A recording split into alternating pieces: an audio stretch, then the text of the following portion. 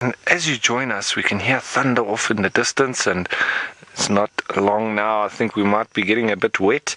But in the interim, I chatted with a lady from Michigan State University, and she tells me that this female here, with the youngster suckling from her, is quite high up on the hierarchy.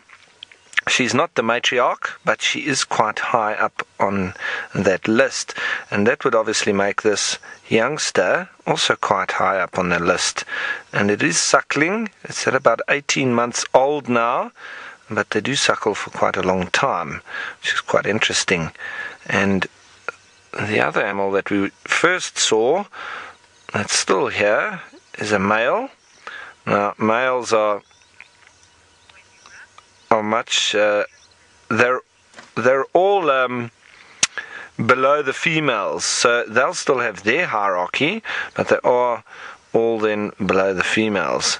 So righty, from one predator to another. These ones are quite relaxed here, but let's send you on to the south with Tristan, who I think has a lovely surprise for you.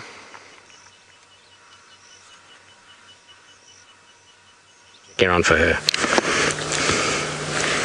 Well, as you can see, we've got some success. So we have Thandi that's sitting here. She seems to be the one that has taken this kill, because we followed the drag mark for a while and we eventually found the carcass hidden underneath a tree, and then we just checked a little bit further away from there and we managed to find Thandi, and she's got what looks like a little cut just on her nose. So I wonder if her and Shadow had a little dust up at some point. You can see just on the right nostril there, you see that there's a little kind of mark where maybe a little claw hit her on the nose, but it's whatever happened, she's definitely walked away with the carcass, because she's lying where the carcass is and no sign of Shadow here at all. I can't see Shadow unless Shadow is hidden somewhere around us, which is very possible because this grass is quite dense and quite thick, and it's actually not easy to see these leopards very, you know, with ease. So you've got to have a situation where you kind of got to look around, and so maybe Shadow is still here.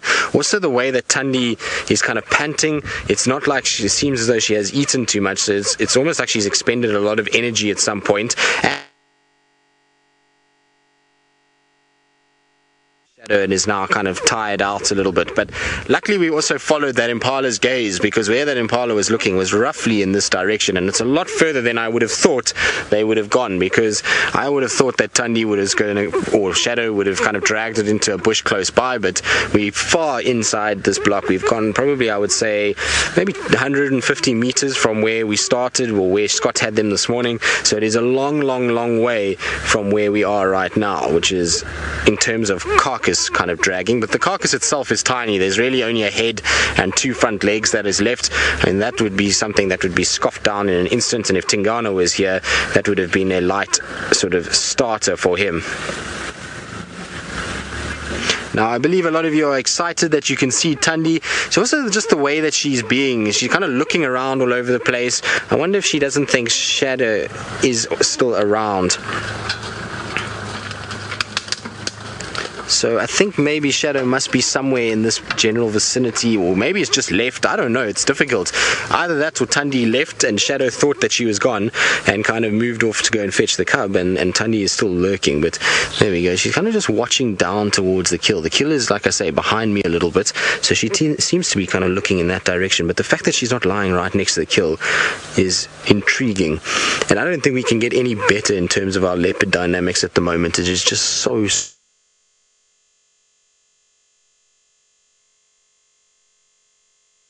between Kruger and her success rate, and Hosanna and his way of interacting with others, and then we saw yesterday Shadow as well as Thandi kind of interacting with Tingana as well. So it's just all these different things, as well as Hosanna. So there's all these different things that have been happening, and it's been absolutely epic to follow the saga of this lineage. Now, Francis from Israel, you're wondering where Shadow's cub is. So not Barbara, I'm not quite sure where she is. She's somewhere probably left behind by Shadow when she went off hunting, and it's an interesting sort of discussion, because I'm not sure if Thandi killed this or Shadow killed it and who robbed who, but either way, there's there's a situation where both sisters were here. So I think both of them went off hunting and then they've come together, and that's why we don't see the cubs here. Maybe that's why Shadow is left, is to go back. But Thandi seems as though she's quite full. She seems as though she does have a bit of food inside there. You can see she's still producing milk. She's got a bit of a sort of sag to that belly, and she's now going down towards the carcass. So if Shadow was around,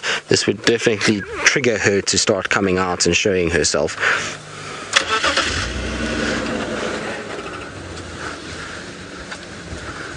Annie, you're wondering if there's another scratch next to her eye. So it does look like there's a little nick just sort of on the nose, bridge of the nose, under the eye. Next to the eye itself, I can't see very nicely, so just pull off this way. Maybe we can have a little look. It might show us something, but I can't see anything at this stage. And where are you going, girl? Don't lie in there. You can see why it's difficult to see them. Look at that. Look at how she just disappears in that grass. It would be really tough to be able to find her in that if you just came along here and you were just kind of driving, but she's positioned herself in a perfect place for a bit of shade. I can tell you that it is very hot today, and so there does look like a gash on the eye, doesn't there? A nice little gash over that, or just under the right eye.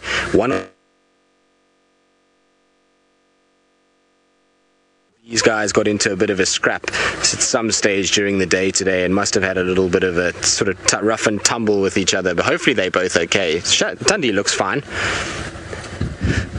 So Bobby, her bottom tooth is not so, it looks as though it's a bit shorter than the right one, so maybe a little chip off the end of it. It's rounded out quite nicely now, so it's not a fresh sort of sign of that tooth breaking, but it is common in predators. If you look at the Birmingham boys, the Birminghams have a situation where pretty much 3 of the 4 now have damage to one of their canines. So it does happen as they bite prey items, or sometimes they fight, they end up just chipping them or breaking the tips of them, and you end up with those kind of shortened teeth. And it's common in older leopards. She is 11 years old, or older, cat should I say. At 11 years old, she's had a lot of encounters and chewed on a lot of solid objects like bones and those kind of things, and so wearing and chipping of teeth is part and parcel of being a big cat in the older years. Shame, she looks so uncomfortable, and it is uncomfortable this afternoon. It is seriously humid. It must be easily 80-90% humidity this afternoon. It feels close, the air feels kind of damp and thick. It's not a comfortable feeling, particularly for a leopard that's eaten and is now kind of just trying to rest. At least there is a little breeze, as you can see, with the grass that is growing, not growing, blowing in the wind. Growing and blowing, they sound the same, Fergus, don't give me trouble. So at least you can see there's a bit of a breeze with all of them. Anyway, we'll sit here with Thandi a while longer, see what happens. Maybe Shadow arrives with Barbara, not Barbara, and we have a situation where we get another standoff, but I think maybe they have left, and hopefully Thandi will take that kill and come out a little bit further. But while we sit here and enjoy, let's go back across to Taylor McMuddy and see whether or not she's come across any mud wallows at some stage during her afternoon.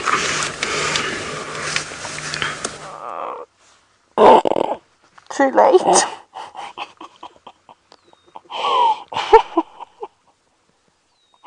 What a disaster. I can't show you these Jackal anymore, everybody. Because there's about 500 cars behind me. Well, we had a quick view of them, and they did what they normally do, and just kept walking, and we just were like, no, stop and smell the grass. They didn't. They went around the car. Unfortunately, everybody, as soon as I reverse, I might give them a bit of a fright, and they find when the vehicles are not moving, but they're a bit jumpy when you start the car, and then also will you just be staring at all the vehicles, and then I would cause a roadblock, and then people would get angry. So I'm very sorry, but we'll come back and look at the jackals hopefully tomorrow morning. But let's keep on going. It was nice to see them. They're still, all 4 of them were still around, in case you were wondering. There's the fantastic 4 are fine. Nature sometimes just doesn't listen. They can be so rude. Okay, let's jump onto Rolf's car very, very quickly before his spotted hyena to give him the slip.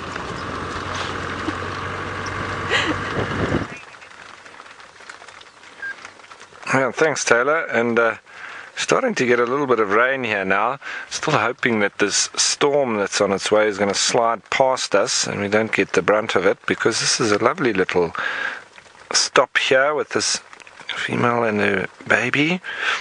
And I also got some information from the lady that's researching these hyena that the den site is actually quite far from here, and these animals have moved quite far away from the den where they are at the moment. But it's not surprising with hyenas because they do move massive distances.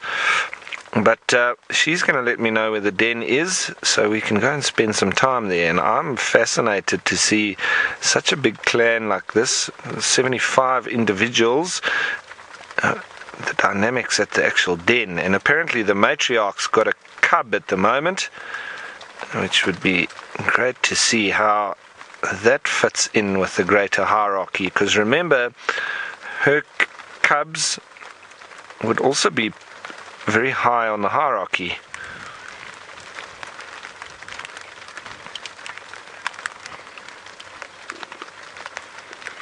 Now, Brent, you're wondering if hyena hide food for later times. No, I don't know of hyena doing that because they've got such a strong sense of smell that if they had to do that or try and stash it somewhere, one of their mates would go and find it and eat it. So they literally gorge themselves and try and eat as much as possible all at once, and that's what very often leads to them looking like they're pregnant, where it's actually that they've just almost swallowed a gazelle all on their own, which normally happens when they've made a kill on their own and it's not really big enough to share with everybody, so they just wolf it down, or maybe we should say hyena it down. But I still think hyena are amazing creatures.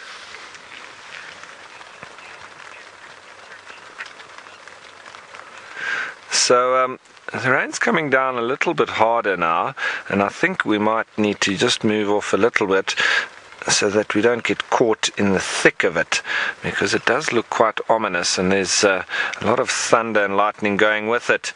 So while we move away from the storm, let's head you on down to Tristan in South Africa, and I think with those spotted cats once more. Thickets, and it's amazing actually how quickly she disappears. When she lies down and puts her head down, you cannot see her at all. It really is.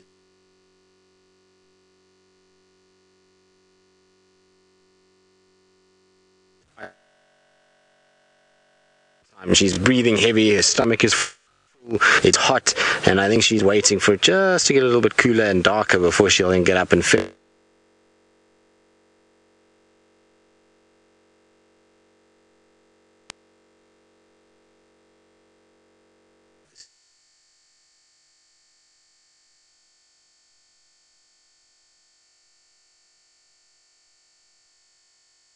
Not long for long, so it's not really that much of an issue. I'll only be gone for 6. Think about the last 6 days. It's been. Okay, I don't know what's happening there with Tristan. That's a shame, because I know he's got a lovely sighting going on there at the moment. But what we're just trying to do is just get away. I don't know if Archie can just turn and have a look at that storm that is approaching. A lot of thunder and lightning going with it. So we're just going to try and keep ahead of it a little bit. It seems to be heading across towards the escarpment. So we could stay here, but then have to batten down the hatches and possibly not see much because we'd have to protect all the gear. So I'd rather get away a little bit and then continue our game drive as per normal. As we pass somebody in front of the local tourists. Ooh, there was another hyena that we just passed, and another one. Let's maybe stop here. Now, Caitlin, you're wondering if aardwolves or aardwolves are part of the hyena family. Well, not exactly in the hyena family, but they are in the Canidae. So with the dog-like animals, the bat-eared fox and the jackals and the aardwolf, they're all in a similar line, but not immediately related. Now here we've got another individual sleeping up next to the road. We've seen 3 or 4 as we've been driving along as well. They seem to like this area, a bit open. They've all been lying down, still quite sleepy. It's not yet time for them to be fully active normally, but it has been quite cool today, so maybe that's why they're out a little bit. It's quite comfortable, so they're just enjoying the coolness, but I'm sure they'll get up to their normal antics once the sun goes down and they can start moving around as hyenas do, constantly calling each other as they move along. Still going to try and get a little bit further away from the storm. Now, Kathy, you're wondering how many different species of hyena there are. Well, I know that in southern Africa and even coming up here, you've only got the spotted hyena, and then on a more rare basis, the brown hyena. I don't know of any other hyenas except those two, so I think it's just down to them. But the spotted hyena, definitely the one that's more well distributed and bigger numbers of them as well.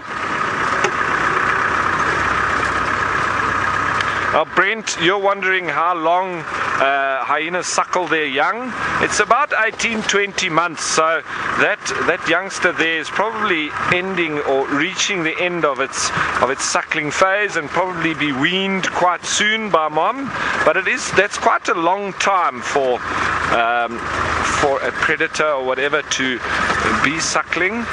So you have quite big cubs that are still suckling from their mom, and as we saw with that one, it almost seems it's the size of an adult, so just a little bit smaller, not much smaller though. So yes, and it's quite crazy because just a little bit behind us we've got the thunderstorm, and in front of us it's nice and clear. So as we head up in this direction towards the marsh, let's head you up straight in that direction over to Taylor, who's got one of my favorite animals too. We are today filled with elephants. We started with them and we're seeing them all over the show. Now, this cow is not happy, not with us, she's fine with us, but that elephant bull to the left is not in her good books, I'm afraid.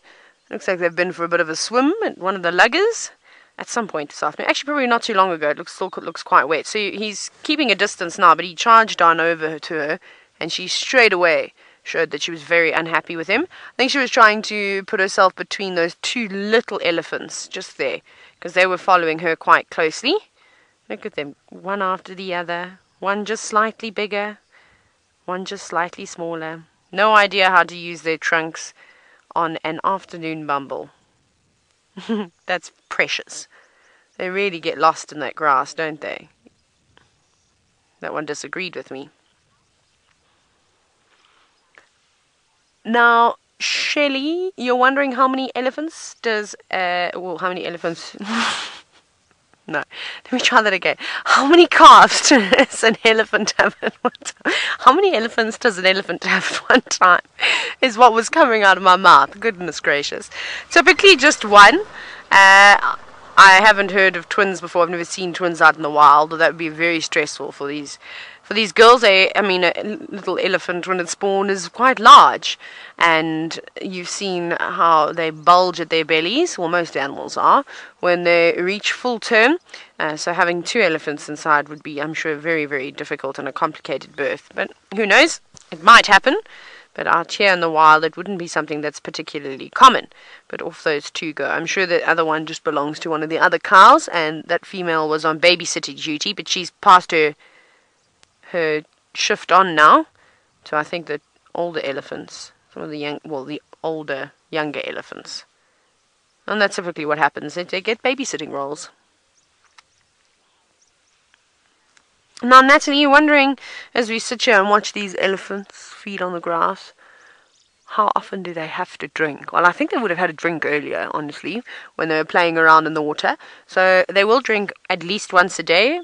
I suppose it also depends on the area. Sometimes elephants can't find water. You know, they have to travel huge distances in order to find water, like in Namibia, for example. Here they don't really have to go too far. The Mara River's around, and that always has water in, and there's a fair amount of rain, and all the luggers fill up.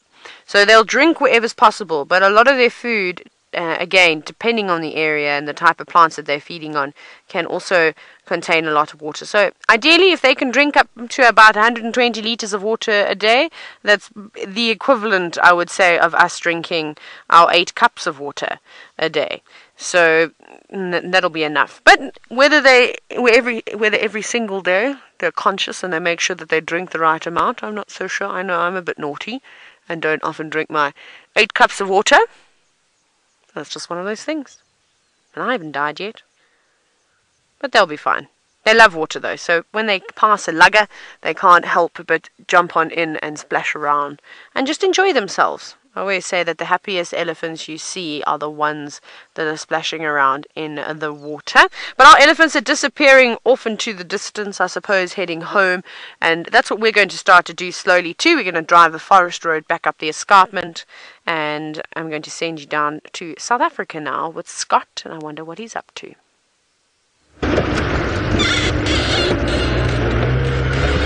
Well, what an afternoon it's turning out to be. All sorts happening, and I'm sure you are having a good time with those Ellies and Taylor.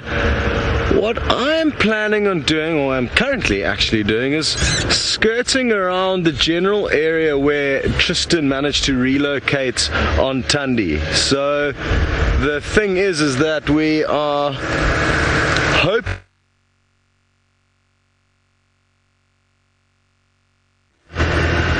hard to tell, and I'm just trying to go through all the possible scenarios in my head as to why Shadow would have left that kill, or did Thandi manage to kind of overthrow her and chase her away. I find that unlikely.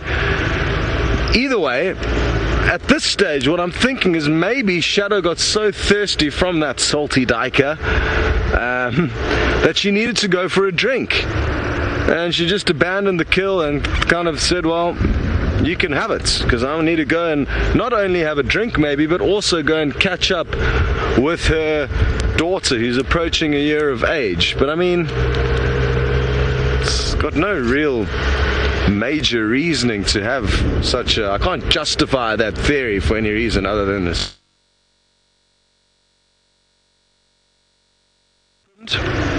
And hopefully Shadow's not too far away.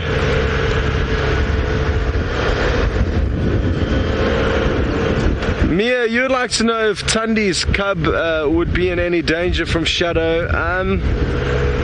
Yes, I would say yes. As a general rule, if a female leopard comes across a leopard, the cub that's not her own, she could well kill it. Although I don't know too many documented cases of that. I essentially don't think there's going to be a huge difference between Shadow and any other female leopard, is what I'm trying to say though. So even though they are sisters, it was a long time ago that they would have been pals and running around together. And maybe, you know, for their first year or so apart, maybe then they would have been a lot more tolerant of one another. But as we saw this morning, Shadow was having none of Thandi's business as she was trying to sneak up to that kill. So, interesting stuff.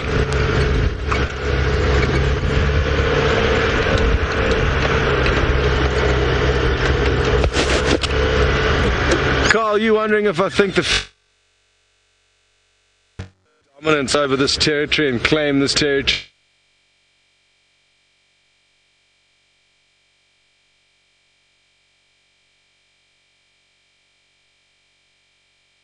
For competition for one another because they're so similar.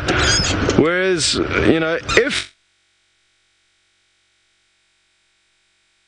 Shadow off and got that kill, and the fact that we weren't there to see how it all went down in the end means we simply just cannot assume anything, even though I've been trying to kind of throw together some possible theories as to why it may have happened or what may have happened. The bottom line is we will never know the real reason behind Thandi ending up with the kill, and there's sadly nothing we can do about that. And that is, I guess, the beauty of safari and the beauty of wildlife, is that each different case and scenario will be different, because just like if Scott different. So you can't just assume that two female leopards or two men or two humans or two female humans, if put in a situation, the outcome will be X, because there will be a number of different outcomes in every single event. You know, even with the same two leopards on the day, the event and the outcome may be different. So sadly, everything we're doing now is just kind of guesswork, and we're never going to be able to get to the bottom of that, which is a pity, because it would have been good to know exactly what went down and would have helped us going forward. Over this kind of newly vacant territory is going to unfold. What I'm thinking of doing is going to the closest water source to where Shadow was with this kill, as we may hopefully find her at some water, and that may help us piece the puzzle a little bit further together. But even still, maybe Thandi, post being chased away, may have gone for water.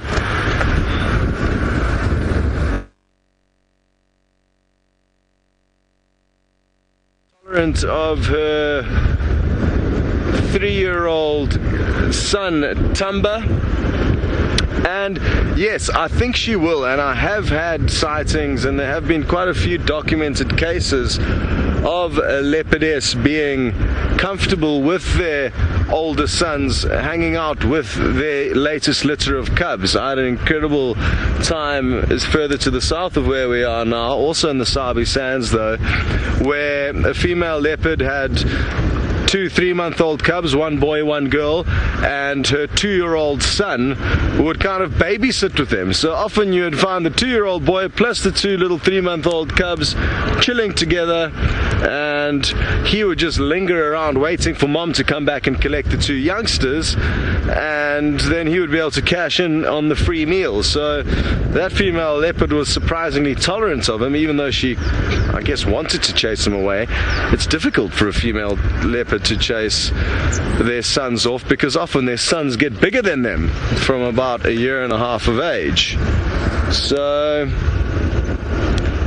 I think Thandi will be tolerant of him. How tolerant? Hard to say. I haven't spent enough time with Thandi and Tumba or in this general area over the last few months to actually know too much insight or background stories on those individuals. Sorry, I keep scanning the road to make sure I'm not missing any tracks.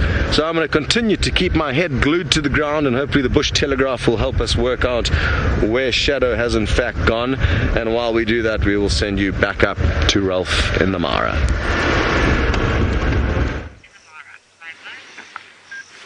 Thanks, Scott. Yeah, and we've got a lovely scene here with, guess what, some more elephants.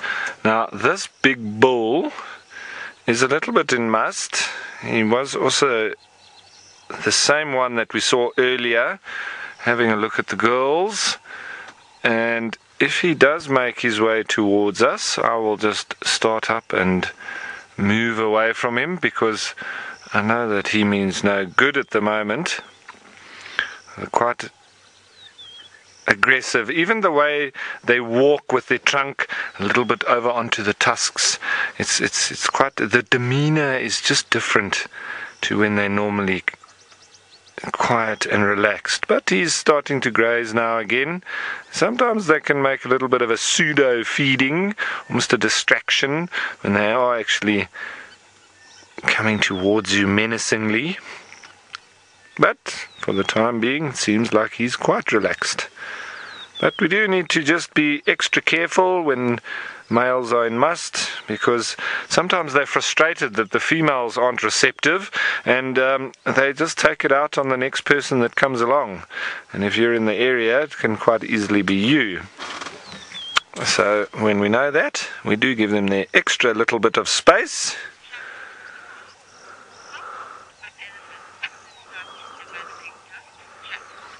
Now, Chat Noir, you're wondering how old elephants are when they start developing tusks. It's normally at the age of about 2 or 3 years old. You can start to see tiny little tusks coming through. So it's normally at that age. So nice, around 1 year, they learn how to use their trunk, and their ears drop down from the top of their head. And then at around between 2 and 3 years, they get the start of their little tusks.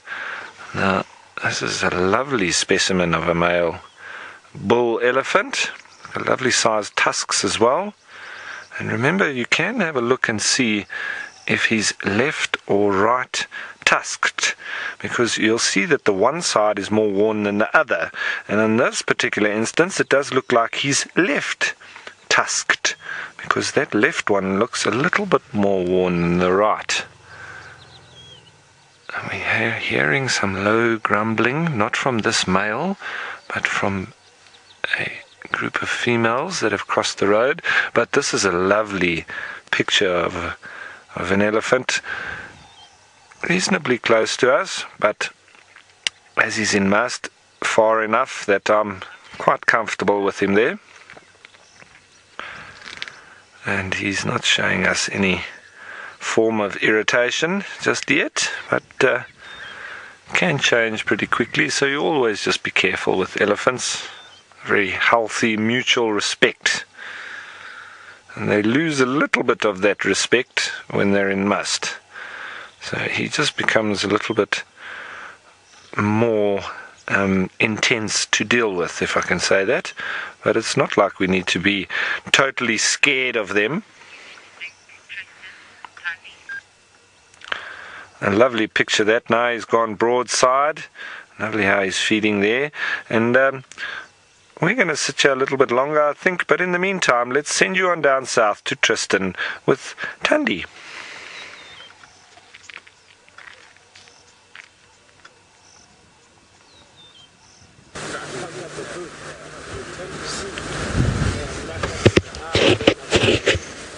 So Thandi is still in amongst the grass. You can see every now and then she's just having a little look, but she is not that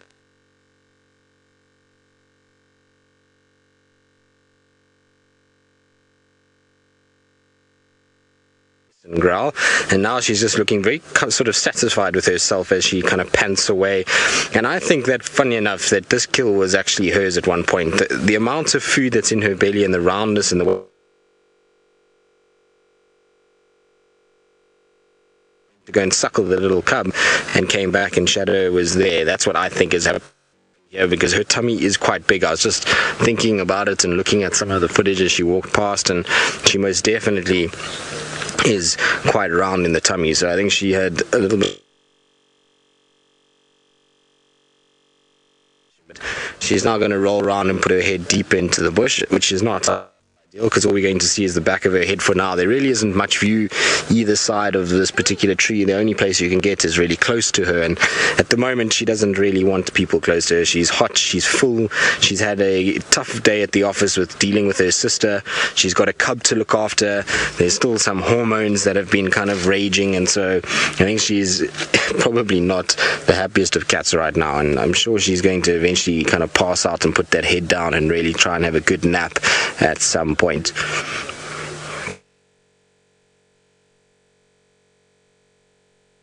You're wondering what the purpose of the whiskers are. Well, the whiskers are sensory, so it's much like ears, eyes, noses, is that it helps them in their environment to detect what is going on around them. So whether that be being able to pick up vibrations through the grass of animals that are moving within a certain area that she's in, and hunting particularly in the dark, she's able to pick that up, and so it helps her at night to avoid not only kind of into things, but also to be able to just pick up if there's any movement up ahead of her that she might not be able to see. So things like little mice or rats or those kind of things. So that's why she would do it. Now she's up and moving. Nope, she's repositioning herself just to be able to get a better eye on what's going on, and that's much better for us. That's absolutely perfect for us now, because we can at least see her beautiful eyes that she's got. She really is a pretty cat. I mean, she's she can be a handful, and she can be sometimes a little on the grumpy side, but I absolutely love her. I think that's part of the reason why I enjoy spending so much time with her, is because she has this sort of feisty nature, and you've got to have your wits about you when you're with Thandi and make sure that you're respectful, and just reminds you that, you know, we get so spoilt with animals like Hosana, where he just doesn't really care at all, and even Shongila and Karula, whereas she's a little bit more kind of, you've got to keep your distance, and you've got to remember that these are in fact completely wild, and that they are animals that deserve to have their own space and their own way of doing things. So it's part of that reason is why I like her. Drive around here and see these animals, and they are habituated, that it's also mindful to just kind of know that they are also wild and can potentially be dangerous. That, and the fact that she does this out of sheer protection of not only herself but of her offspring, so she's incredibly good at keeping herself safe as well as her family, and that's why I like kind of watching her. And like I say, she's also a very pretty cat, but you can see how her eyes are fixated on that car that came round. She's just watching them and seeing, and I wouldn't be surprised she starts to snarl at them at some point soon. Anyway, we'll sit with her a while longer. She's hopefully McCurdy, who I think has got one of the largest animals we get out.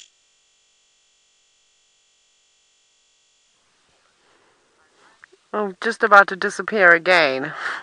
Goodness gracious, we're not having luck with the animals. But I can confirm that there are 2 young male hippos living in this dam, in this pool of water, and he is just marking his territory, and there he goes. Bye, hippopotamus! Sometimes nature is mean. Anyways, I tried very hard today. We're going to carry on now. We're going to do some off-roading, safaring here. Well, I don't know if there... lots of bumps though. We're driving in a quarry, so I don't really know if there's a road or not, but I'm just going to watch that I don't drive into a big rock that has been removed from the earth. That would be disastrous. That would probably cause a lot of damage to the undercarriage of a car. Right, up we go here. We'll just take this route. And then I think... oh, there's the road. We'll go that way. Whoop, whoop. Now, Shelley, you're wondering what would I like to see for Christmas? Is there a pun there? See for Christmas? Ha ha! Bet you didn't even realize that you'd made that joke. I caught it though. Did you get it, Manu? I thought it was great. Anyways, I like to laugh at my own jokes though, and I don't know if it was intentional, that pun, but I thought it was there. Anyways, what would I like to see for Christmas? I don't really know. Anything. I would like to find a leopard with cubs. I feel like that's a bit too much to ask though. I think it's being a bit cheeky. So I'd be quite happy with lions. Maybe seeing those little lion cubs again, or get that serval hunting that we didn't find on Manu's birthday. Try again for next year, Manu. And so yeah, anything really, I'm quite happy. It would be quite cool, I think, to see any animals. Or, okay, change my mind. I'd like to see an elephant wearing a Christmas hat this Christmas, out in the wild. One that's just picked it up. I might accidentally just drop one over the next few days in the marsh and see if anybody wears it. I'm of course not going to do that. That was just a joke. I would not throw a Christmas hat. I reckon the jackals would probably find it and eat it, because they seem to be taking care of all the other bits of fluff that are around. Anyways, we're going to make our way up the escarpment. I heard an emerald cuckoo calling. I'm going to go and look for it and try and find it for you. Off you go back to South Africa. Scott's trying to track down Shadow.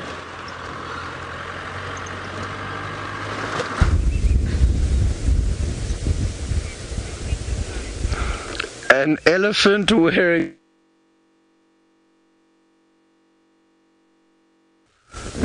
I'm going to have to think a little bit about what I want to see for Christmas, so I'll get back to you on that. I thought I'd stop. We've got a unique kind of opportunity to be eye level with our subjects, and it really does make such a difference.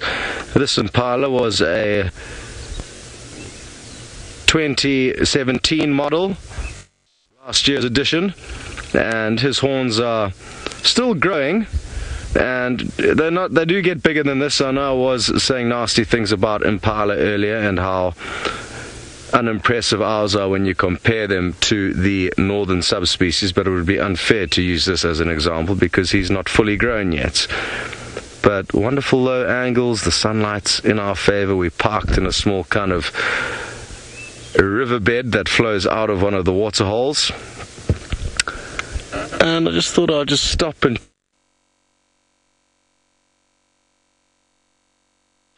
be able to sense where shadow is and be able to point us in the right direction. Chris, it's a good question. I'm not too sure why the northern subspecies of the Impala is so much larger than the southern species. Possibly better food.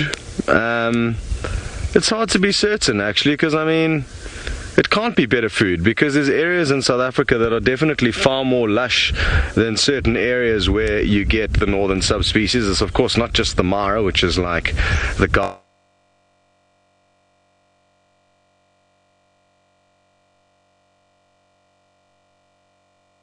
too certain. I don't even know where to begin thinking about why they've ended up with such bigger horns, such more impressive horns. Let's have a look at these ones to the right, since there's some that have popped out into a nice spot here with a few youngsters. Hello. So quite a few babies around still. I have noticed one or two pregnant females. Most of them have already dropped their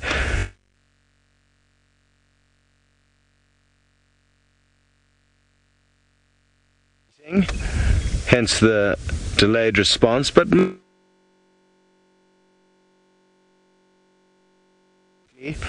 most of them were born before I arrived here in the 1st of December, so not too sure exactly when they were born. And Shirley, you'd like to know when exactly is the breeding season for the Impala of the Sabi Sands, and it's in March usually. So then it's April, May, June, July, August, September. No, maybe I'm wrong. Maybe it's in May. June, July, August, September, October, November. Yes, it's in May. I always get March and May confused because they start with the same letter. Whoops. It's about a 6-month gestation period, so that's how I work that out, Shirley. And that's when we'll expect to see the wonderful rutting of the Impala rams. It's always very fun to watch and also a very exciting time because it does provide the predators with a great opportunity to cash in on easy meals, as the Impala males are so caught up in fighting with one another that they often forget that there are dangerous threats lurking around just about every bush. So sometimes you have phenomenal sightings of Impala clashing and leopards literally run up to the two of them and have to like choose which one they're going to jump on. And obviously one of the Impala gets lucky, he wins that fight and he lives another day, while one loses the fight and dies immediately thanks to the leopard or lion. And it's really cool. You can be actually sitting with a leopard sleeping under a bush or up in a tree, and he or she will hear those male Impalas start snorting and burping and going on with their quite interesting sound and display as they chase one another about, and the leopard will stop what it's doing and head straight into that area with the knowledge that if they get into the area quick enough they can snipe one of those males. So that's something we can look forward to. And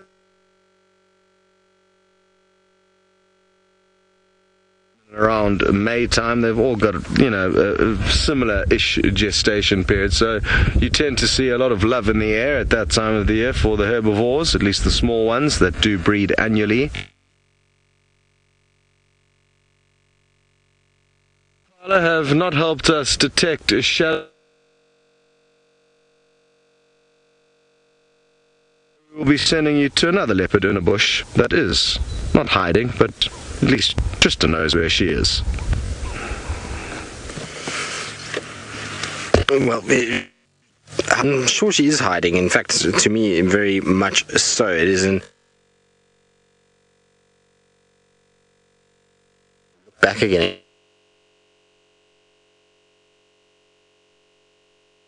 ask you for a second, just to come here onto the dashboard, because I really have the most interesting creature. I've never in my life before seen one of these, and I want somebody to maybe be able to tell me what this is. Oh no. Oh no. I had a spider there that I'd never seen before that I wanted to show you, but it went away. Now, there you're wondering who has the biggest build, Shadow or Tandi? Tough question. They're very similar in size when you see them together and when you see them apart. I would have loved to have been here this morning just to see them in the same proximity, because once you can see them both kind of together, then it gives you a better impression of size. It would have been nice to actually see them both on the ground, kind of standing side by side, but they look incredibly similar in both stature and build. I find that, I mean, it's difficult to say. I think it's, you know, it's all relative and it's difficult to measure things. It's like when you see a dog, let's say hypothetically at home, and then you go and see another dog, if they're not together, the relation in size is always kind of tight to really call it without seeing the two together. Shadow to me sometimes looks a little bulkier, whereas Thandi, you know, she seems to be maybe on a little bit taller than what Shadow is, but it's difficult. I mean, they at the end of the day are similar kind of stature, similar look, similar build, so it really is difficult to know for sure. Like I said, hopefully one day I'll be able to see the two of them together, but still in the bush, still sitting, still relaxing and taking it very easy. She's not, I don't think, going to move for very long. She's just watching everybody kind of come in and out and seeing them do their thing. I don't think we're going to see too much from her right now. I'm pretty sure it'll only start to happen when it cools off a bit. Tonight it'll get dark a little earlier because of the cloud cover that we've got, and so hopefully at around sort of 5, 6 she'll start to stand up and move around and go towards that kill.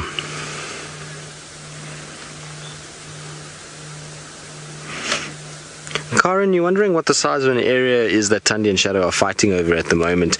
Well, it's difficult because both of their territories have changed so much, and it's difficult to know how far Shadow is trying to push and how far Thandi is trying to push. But essentially what they're fighting for is the Mulawati riverbed from the southern boundary all the way to sort of Djuma's lodge, and that distance in terms of a north-south distance is not very far at all. It's probably just over 1.5 miles, maybe 2 miles in total. But in terms of the fringes of that, so going east-west from the riverbed, it's a little bit more. But what seems to be happening is Thandi seems to be kind of taking the eastern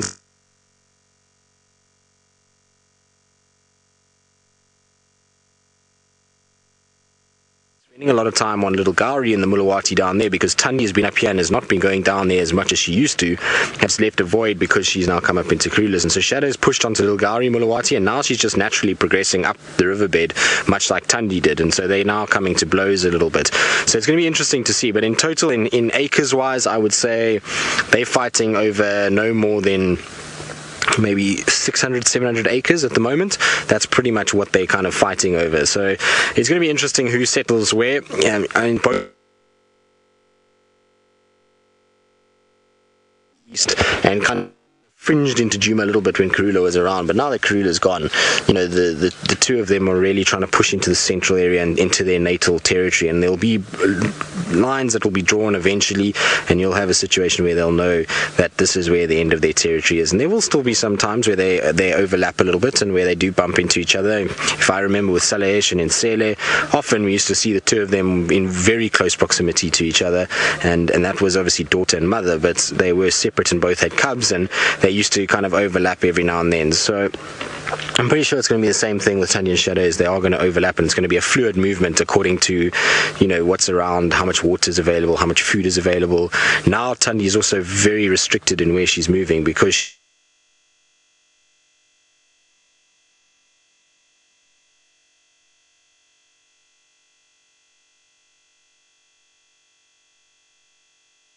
going to be here, and she's going to defend this with all that she can. And the reason why is because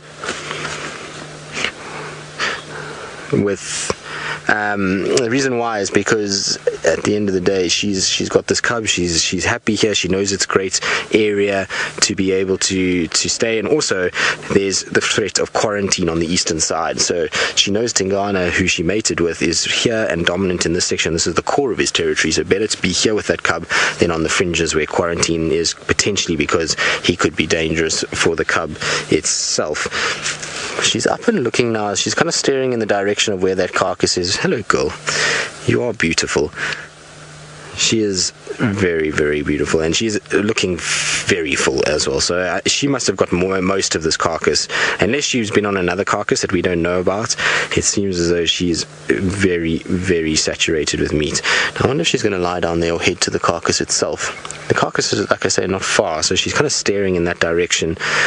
Also, you never know, maybe Shadow arrives back here. It's anyone's guess as to what could happen between these two, but I'm glad that she stood up and she's kind of made her way out of that little thicket. It's at least we can get a much better view of her. And isn't it beautiful when you've got this bright summer green grass and that beautiful orange coat kind of contrasting against that green?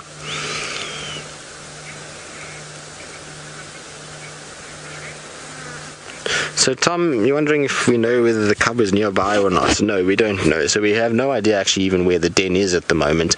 We surmise that it's still in the similar area to where we last saw the cub, but given that she was moving it around the last time we saw it, we don't actually know 100% sure where the den is, and that's why it's important for us to try and find that new den again. It's the easiest way to keep up with leopard dens, is to find them on a kill and then to move with them to wherever that den site may be. It's much harder when you're just kind of looking around and just ambling around, because you can't really walk into her. So you find her tracks going into a place that's or looks likely to be a den. You have to just leave it there. You can't really do much about it, because you're going to have a situation where you're going to get yourself into a lot of trouble. So it's better to, you know, follow them from carcasses and then work out where the dens are.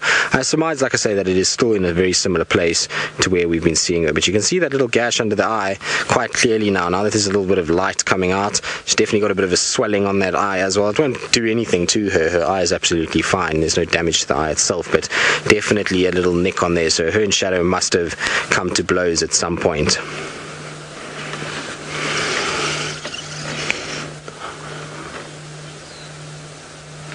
So Aiden, you're wondering where she sleeps, and Aiden is 6 years old. Well, Aiden, she sleeps anywhere that she really wants. So she tries and finds normally a shady place, because she sleeps a lot during the day. So she'll try and find a little shady area, like where she is now underneath the tree. She can get in there and then she can stay out of the way of the sun. Sometimes she'll sleep in a tree, Aiden. If it's very, very hot and there's lots of insects and she's got food, then she puts it up in the tree and she can lie in the tree and stay nice and cool up there. But a lot of the time it's like this, where she'll just be under a bush somewhere, and then she'll kind of rest there and sleep the day away. Also, when it gets to nighttime and they're sleeping, then she'll sometimes sleep on a road, sometimes she sleeps on termite mounds.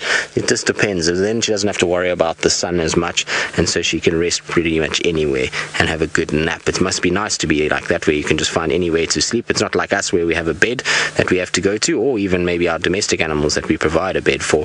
These guys just go wherever they want. There you go. You can see underneath the shade again and down. So I think that's going to be the best of it for now. She looks as though she's gone completely flat. Maybe she thought something was coming around, so she just got out of the bush just to have a look around, see if Shadow's not maybe lurking in this area somewhere, and is now going to kind of have a good rest now that she knows she hasn't seen anything. If she hears more noise, you might see that she'll kind of pop up again and look around and see what's going on. So it'll be interesting to see. Right, now while we look at our spotty, beautiful, also has a similar name. Can you believe this? This is the first time I've ever seen a tortoise drinking. And not just drinking a chocolate milkshake. He or she is a monster of an individual. Hard for you to get any perspective of it, but it's a really big tortoise, and I've never seen one or shown you one drinking before, so really cool to see. Shame it can't be very nice though, because like I said, it is a very milkshake-like muddy concoction, and I just wish I could give it some of the cold water. It's obviously not too phased. I guess as a tortoise without having hands, you'll probably find they do eat a lot. It's in four-wheel drive now. They're incredibly strong animals. I mean, good work. So like I said, because they don't have hands, I'm guessing they do eat quite a lot of mud and bits of sand when they are chomping on little bits of plants and flowers and bits and pieces. So it's probably used to a dirty drink. Very good. Well, our second leopard tortoise of the day, our third leopard of the day. Thankfully, Tristan found you a real version of one, as impressive as these guys are. I don't think they quite compete with Tandi. Different genres, shall we say. We shouldn't compare you with Tandi. It's not fair. Sinak, you'd like to know if I've ever seen tortoises fighting over females. Yes, I have. I've seen angulate tortoises in the West Coast National Park of South Africa. It's a very beautiful, quite small park, close to a massive lagoon called Angama, up the west coast of Southern Africa. And during a certain time of the year there you see hundreds upon hundreds of these angulate tortoises, and the males flip one another over onto their backs while they're fighting. It's the coolest thing to see, and I'm guessing a lot of tortoises will adopt that same technique to literally overthrow their opponents, because obviously once it's spinning on its shell, it puts it out of commission for a while, and then the winner can focus on the ladies. So yeah, I mean, that day, I think over a 20-kilometer stretch of road, Nikki and I counted in excess of 100 of these tortoises. It was like the great tortoise migration. They're such cool animals.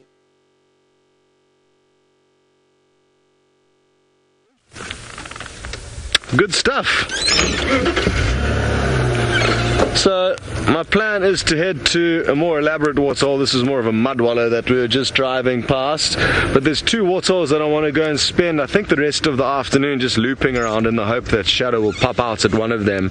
Since I've been here, she's been working kind of from where she was with that kill further south into another property to the south of us. So just on the little bit of kind of intelligence that I've got of her and her whereabouts is how I am going to work out, or at least why I'm justifying spending a lot of time around those waterholes. Take care. You'd like to know if tortoises have got teeth? I don't think so.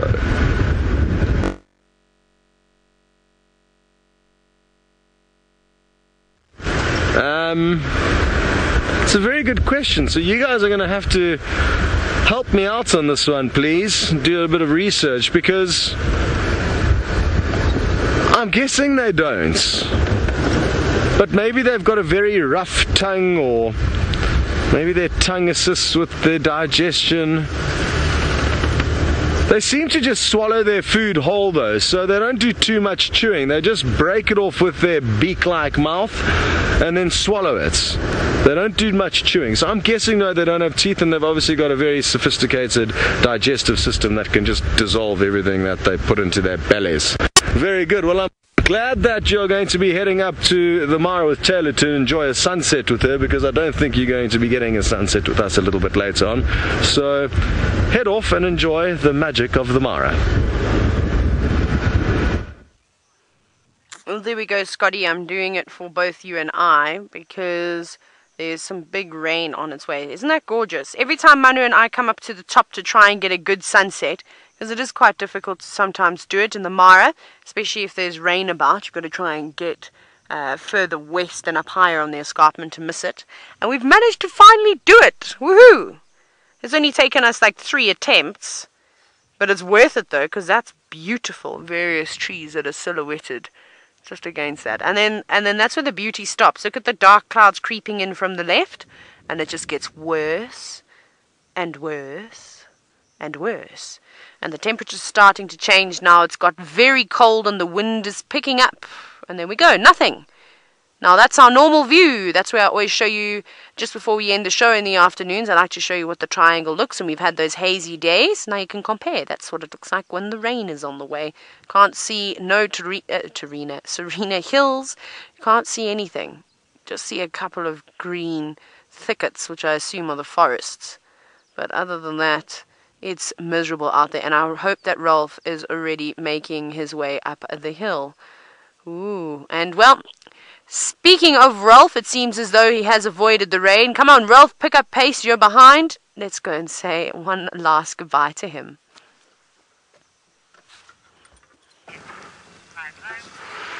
Yes, everybody, we have just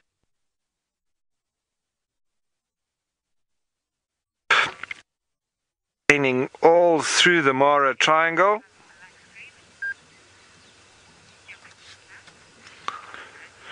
Sorry about that, everybody. It seems the gremlins are getting us a little bit as we are preparing to say goodbye from Kenya and the Masai Mara. We've managed to just stay in front of that huge storm that's coming through. And I'm sure in the next half an hour to an hour, we're going to be getting wet up at camp. But we've got the zebra feeding through up here towards the escarpment. And there was some buffalo just before them, and this is the spot where the hyena also come out and frequent. There's a clan in the area here that I'd also like to get to know a little bit better.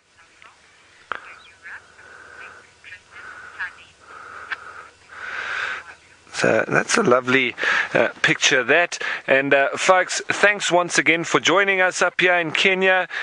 Please join us again tomorrow when we get to do it all over again. So from me and Archie up here in Kenya, goodbye and have a lovely evening. But let's go over to Tristan in South Africa with Thandi.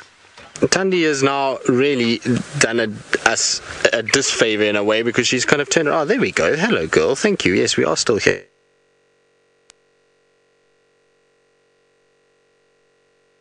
Got at the moment are these two ears sticking out of the long grass, and so hopefully she is going to get up. There we go, that's better. Thank you, girl.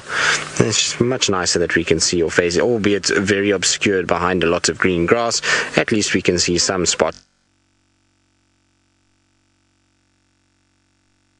Completely, now that all the vehicles are gone and it's just us, she is far more chilled with life. She's just taking it very easy. She hasn't snarled once at us, and she's been catching a few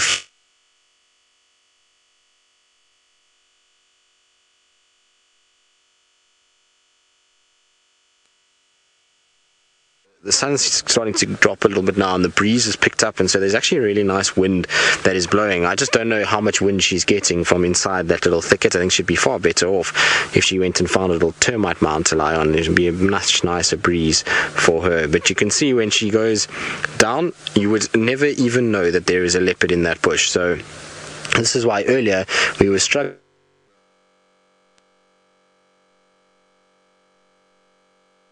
to try and find a leopard, and that's why they are so difficult to spot and why they hide in right underneath your nose. So sometimes we'll be following a leopard and we say that we've lost it, and this is the reason why, is because they just go down into something like that and you have absolutely no idea where they are, and it's just a bit of chance if you happen to see a bit of movement or they pop up their head or something like that, that you can see where there the eyes are just as well as ambush predators when they get in places like that. Now earlier, I know Taylor was talking about what she wanted to see for Christmas, and since I'm not here tomorrow for Christmas, well, actually Monday, it is Christmas Day, well, this is my Christmas present, is that I couldn't have asked for a better leopard to have spent my last drive with. I absolutely love spending time with this, and I got another little early Christmas present today in terms of I had news about Tumba. So all of you who don't know what's been happening with Tumba, and I know a lot of you have been asking, where is he, what's going on, why haven't we seen him? Well, he was seen this morning, so that's really excellent news, and apparently he was seen on Triple M, which is the big main road on our western side that runs north-south, but it was seen south of Gowrie Main. So basically it's between Hoffman's Arethusa and Arethusa Private, that little area there. So it is a section that hopefully he'll move northwards. Now I believe there's a little bit of breakup in our internet feed. I do apologize about it. I will try hopefully the internet will start coming back up again. It might be with all this cloudy weather that we're having that there's a bit of an interruption, so I do apologize about that. But like I say, it's really good news to hear that little Tumba is around. He's pushed quite far west from where he's ever been before. I don't think he's ever been that side with Tandi, so he's exploring a little bit, but that's okay. It's perfectly normal for a little male leopard to go exploring, and like I say, hopefully he comes back up here. The problem is we've got this new male leopard that is spending a lot of time in this area. I believe there's tracks for a male leopard now coming on somewhere towards Sandy Patch, going north towards Sydney's Dam, which I can only imagine is that leopard, unless Tingana's walked that way, which would be a surprise. But that male's around, and so that's not really going to bode well for Tumba sticking around. There's also Tingana this side, Hasana's around, and so little Tumba might be forced to go a little bit further south and head off into Mala Mala and Londo's in those northern sections. Although it's not like there's no competition down there either. There's also a number of male leopards in that area, so he's kind of being sandwiched between some of the biggest leopards I know and some of the most sort of feisty leopards. We've got Kunyuma, who's south in Mala Mala, and we know he has taken after his older sister Tandi.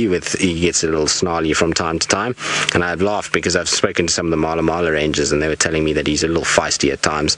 And then you've got the Flat Rock male, you've got Anderson male, you've got I can't remember the other male down near Londo's, but there's another one down there. Then you've got this new one in the northern side. You've got Mvula, you've got Quarantine, Hosana, Tingana. So it's a tough little section for a little boy like Tumba to try and find and eke out an existence. So hopefully he'll end up kind of pushing into Hoffman's maybe and just dominating around there for now. Seems as though Tingana is spending very little time in that area, and so maybe that's the exact place that he's going to end up being. I hope so. I hope he sticks around, and like I say, wherever he goes, as long as we can get some updates on him. But I really would like to see him again in the next little bit, and see also maybe in a few years' time just what he looks like, and hopefully get a chance to photograph and see and kind of just spend time with. He's such an incredible cat, and he's got always up to something as well. Now Nikki, who's in final control, has yet to see Tumba, and Nick's, you're going to be blown away by our little boy. He's very, very pretty. I know some of you might not have the foggiest idea who I'm talking about, but so Tumba is Tandi's last cub, the leopard that we're looking at right now, a little male that she left around 4 months, 3-4 months ago. She left him alone, and he kind of adventured around here by himself for a while. He's been seen a lot with Hosana, and he kind of just moves around this area, and he's got the most incredible colored eyes. So he's got these kind of greenish blue colored eyes, and he sort of looks at you and is always very inquisitive and constantly interacts with his environment. He often is looking at little francolins and various other things. So I'll try and show you a picture of him for those of you that don't know Tumba. He is a really pretty little cat, and like I say, is my favorite of the young males, that's for sure. I absolutely love spending time with him, like I say, just because of his sort of demeanor. So there we go, that's what he looks like. He's a very kind of serious looking fella, but the nice thing with him is he's got really dark black markings. So he's got this sort of blackish coloration underneath the eyes, so this little section here, and then these really dark spots, and that accentuates the color of his eyes. So he's a really pretty male. He's got this little pink nose as well, and like I say, is super curious about everything out here. He's a really special little cat. So to hear that he's around doing his thing and to see Tandi is most definitely my Christmas presents for the year, and I've been absolutely spoiled with many leopards this year, so I can't complain at all. Now while I sit with Tandi and hope that she'll eventually go to this carcass, maybe even take it up a tree for us, I doubt it, but maybe she will, let's go across to Scotty D, who's got something else that spends a lot of time in the trees.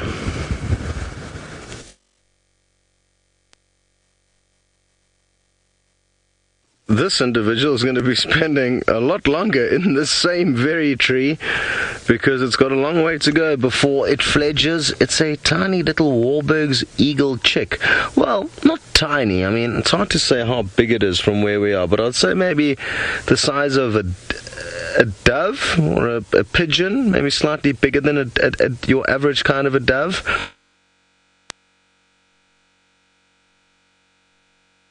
Parents are just perched up above it, and this isn't the usual Wahlberg's eagle nest that we've been showing you guys. And interestingly, if you look at this one over here, this is the pale form Wahlberg's, so very light coloration. And then if we look at the other one, you'll notice that it's the regular dark coloration. So this is a mixed couple, unlike the other couple further up the same very road, who are both pale form. and they're just relaxing. I wonder if they've had a successful day out hunting. It's frustrating, we hardly see the raptors with their kills, so it's difficult for us to kind of know exactly what they're feeding on and how often. But they must be eating something, we just sadly not around to see it when it happens a lot of the time. But they'll be having to do a lot of hunting at the moment because they've got this young little chick.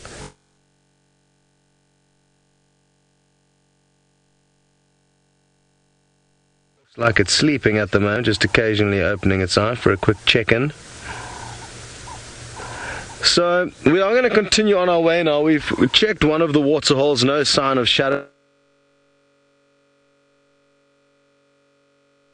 I hope that shadow will be somewhere around there. It must be said, I know you guys have been chatting with Tristan about all the different leopards in and around this area, and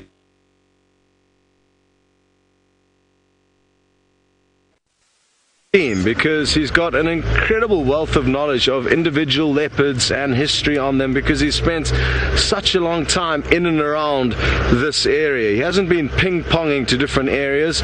He's been in this northern area of the Sabi Sands, and so it sounds like the signal's a bit shaky, but I was just saying how lucky we are to have Tristan on our team, and all of us, you included, everyone involved in Safari Life, because like I was saying, he spent a lot of time in the northern Sabi Sands, so he's just got incredible insights and knowledge and stories of various leopards that we see from time to time or have seen in the past.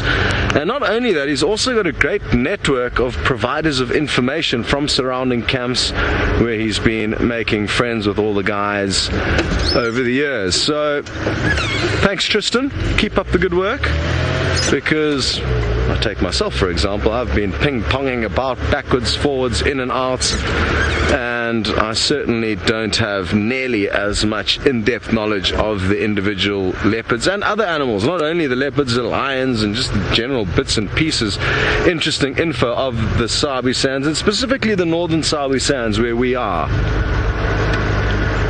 So we should all take note of that, I think.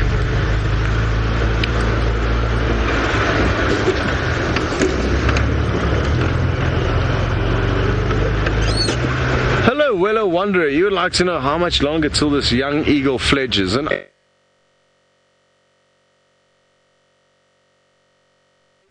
to fledging I would say would be about 6 months, but it's a complete thumbsuck,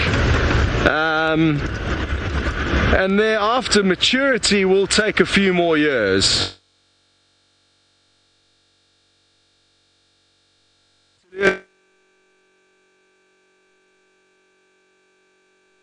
When they are 8 years old. So eagles do will take long to kind of sexually mature, just like us as humans. Far quicker for obvious reasons. But eagles are quite long-lived creatures. Long-lived, not long-livered. They've got a real long liver next to their kidneys. So yeah, I'm not too sure on the exact specs though, and details for the Wahlberg's eagle, sadly Willow Wanderer. But it's not a quick process, not nearly as quick as some of the smaller birds.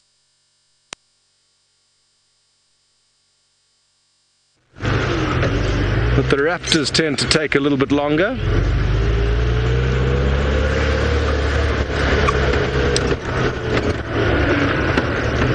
Okay, I need to start concentrating now. I'm feeling lucky that shadow is going to pop up around one of these corners. Come on, shadow. She could just be sleeping off her diker meal in a tree somewhere or in a bush somewhere.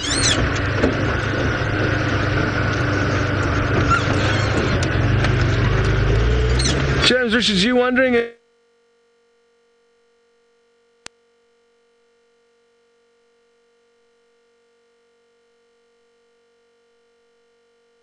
to pay pale morphs can have a dark morph as a child, and yes, most certainly. In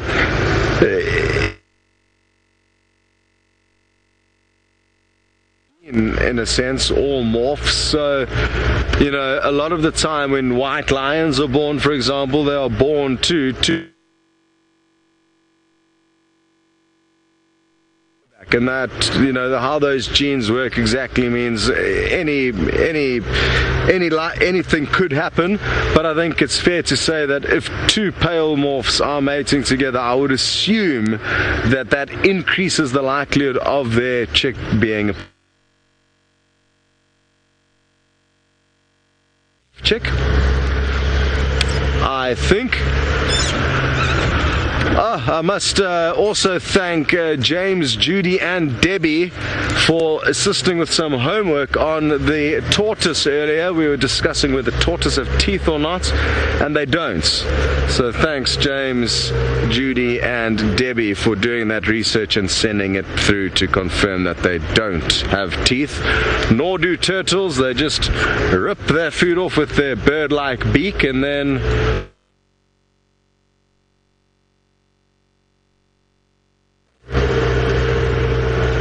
come on, Shadow. It's a nice time of the evening now. It's cooled down, even though she was full-bellied and it has been a hot.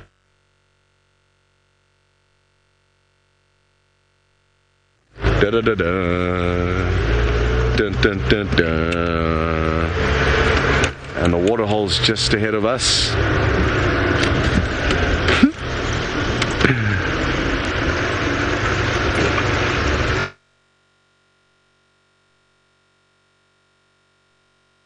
Calm and peaceful for now, but we'll just sure that there's nothing hiding under a bush. I wonder where Scuba Steve's hanging out these days. The hippopotamus that used to spend some time here in the first few weeks of December. I'm not entirely sure. I think he...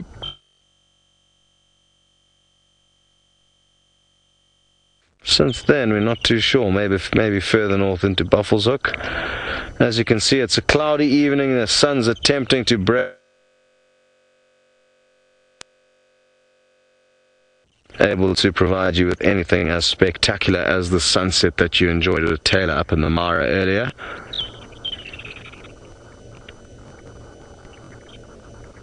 Now, if any of you are joining for the first time, it's very useful that you know that delivered from my mouth and me speaking to you. Just pop a message in the box and we will get back to you. Another important thing is that in a thick area like this, your eyes are not nearly as effective as it's useful, even if you haven't found anything, just to stop and listen. So what we're going to do is now, oh, there's a woodlands kingfisher.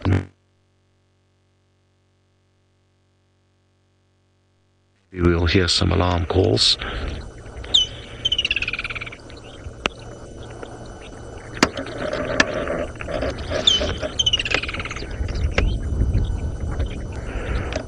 Hello T-Bone, you wondering if any guides have ever been attacked here in the Sabi Sands? And yes, they certainly have, guides, and more often.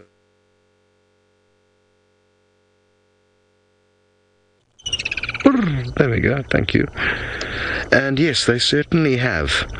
Mainly by herbivores, elephants, buffalo, and hippopotamus. Those are the three most dangerous animals out here.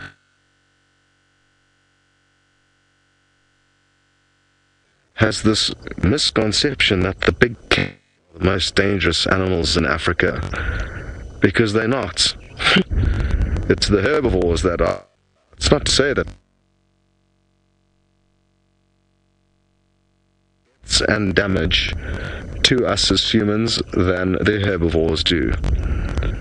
I don't actually know anyone that's been attacked by a predator in the Sabi Sands. Okay, I lie. I know of one person that was killed by a hyena. But the person had fallen asleep with a door open, and therefore, invited the hyena in for a snack, essentially. Oh, did you just see? Keep on it, because I'm guessing it's going to go for another bath. So try and stay on its scents, and we can attempt it just back where it was. And I'm hoping it's going to fly in again. So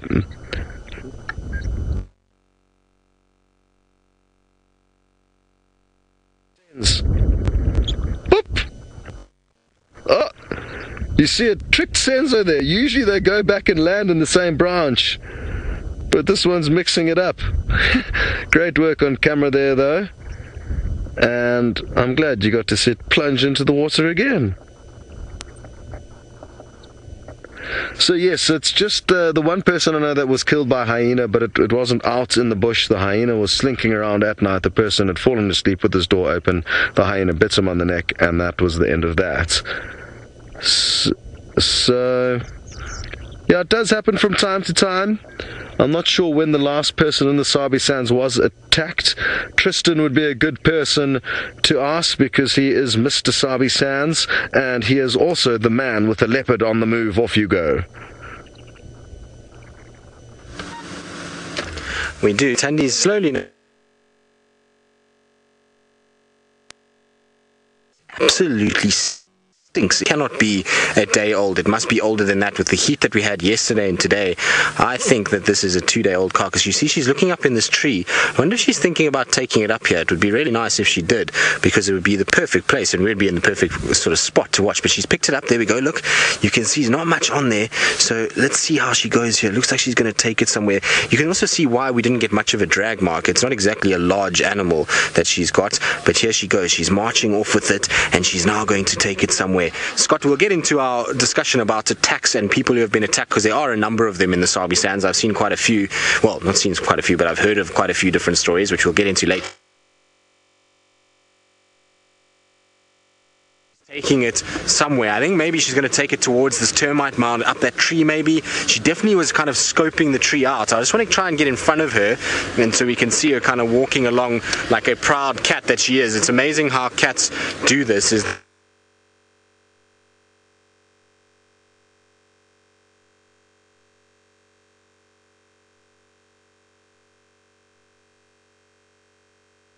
Now you can see the Impala, look at him, he's in front still watching. He's now seen this leopard and is snorting. She's got it still in her mouth, so she's coming up to this tree. I think she's going to go up one of these marula trees. That's where I think she's going to go. This way. Here we go, Ferg. I think she's going to come right towards this tree here. Let's have a look. But look at that, isn't that a cool picture? With her just walking with this duiker carcass. Hello, girl.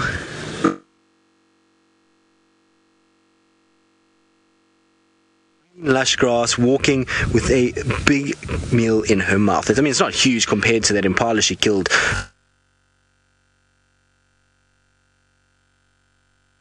To see how much she's breathing. Little bit of effort to carry a duiker of that size. Hello, girl. Sorry, my head is in the way. Can you hear the Impala in the background shouting at her? She's just watching that Impala. I think she's thinking about where to take this potential kill, and hopefully, like I say, it's going to be into a tree somewhere, but she's definitely on the move. Let's try and keep up with her and just see where she goes.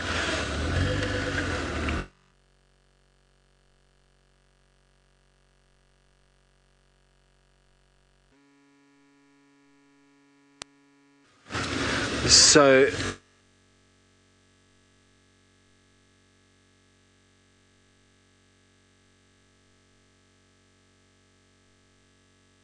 they all do, don't they? And it's kind of got this air of confidence and proudness as she sort of carries it along. So it's a very cool thing to see when you watch cats carry it. And it's a lot of effort to carry a duiker. Even though that's not a very big duiker, it's still very cool to see. Now, Ferg is doing a sterling effort to keep her in shot as I bounce around like a hooligan. There's the Impala in the back. You can see the Impala's busy shouting. Look, how cool is that?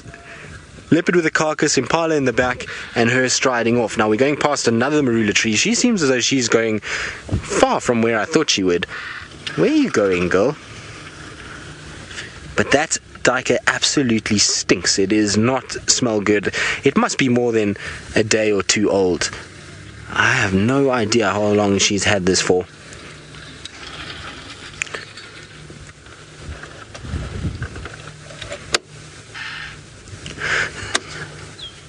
So Sydney's 7 years old, whose question has been sent through by Lisa, who I suppose is Sydney's mom. You want to know how fast a leopard can run, because leopards are your absolute favorite. Look, she's going towards the tree. We'll get to that now. So a leopard can run at about 60 to 70 kilometers an hour. So in miles, it's about 30 miles. But look, she's going. There she goes. Look at that. How amazing. Isn't that epic? Oh, cool. Well done, girl. That is so cool. That was perfect positioning as well for her to go for marula. That is absolutely spectacular. Well done, girl. That was very graceful as well. Far more graceful than sometimes some of the other animals that I've seen climb, like the lions in particular. Yes, Impala, we know. We also see the leopard. Oh, don't drop it. That wasn't very graceful. We're just singing her praises, and then she make a little bit of a mistake. But now she's kind of put it up there. Bit of sneezing. I'm sure there's a few of those hairs in her nose. But how beautiful is that? If there's anything that symbolizes an African leopard, it is that picture right there. Leopard in a big, massive marula tree. For us here in the Sabi Sands is always what we think of. It's just such a pity that the sky is so white this year. Beautiful blue skies, but how's that? Well done, girl. Beautiful spot there. Very cool to see. Now,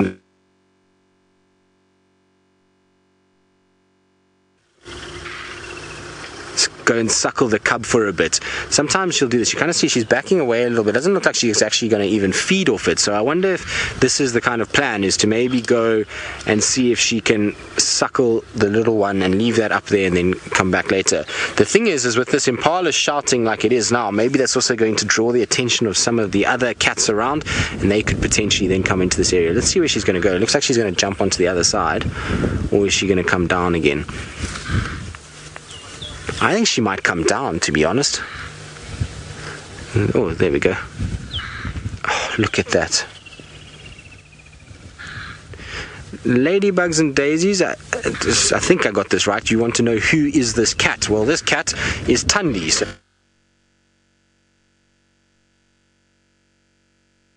her sister are both trying to compete in order to become the queens of Djuma and take over from their mother Kruger, but at the moment it's just the Tandi. That's why we've called her the sort of new queen of Djuma. But now I'm going to just try and reposition so we can actually see her, because the way that she was sitting is not very pleasant for pictures or for video or for whatever we want to see. How are we going to get...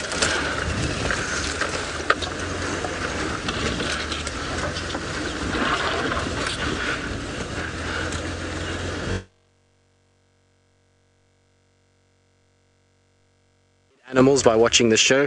Well, yes, we do have a situation where we see rather a number of dead animals, and particularly in the Mara side of life, there seems to be dead animals there daily. So it is a tough reality of nature and why it's so hard for a lot of these animals to survive out here. But it just goes to show that being out in the wild is not an easy prospect for any animal, carnivore, prey animal, and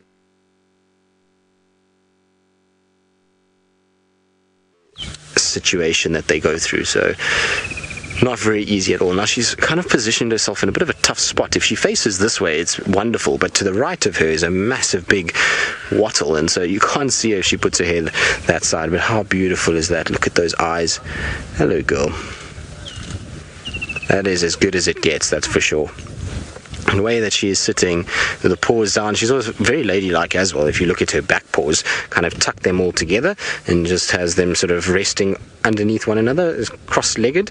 That's very good. Well done, Thandi. You look very pretty like that. And you can see she's breathing so heavily. All of the paws and everything is moving. But how wonderful is that? You might see a few little flashes every now and then. There are some photographers in some of the other vehicles, so don't worry if you do see flashes. It's not going to affect her in any way. So they are more flash go though. This is, as like I say, as good as one could ever ask for.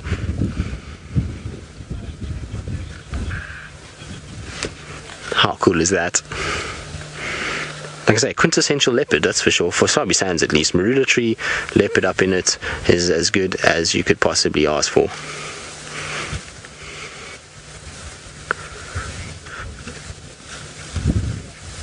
So, Patty, you're asking if I remembered to take my camera on drive today. Yes, Patty, I did. But unfortunately, we're not allowed to take photos when we're live. So, there's no photos for me at the moment. And unfortunately, we probably won't get too many of them. Because while she's moving around, it's better to be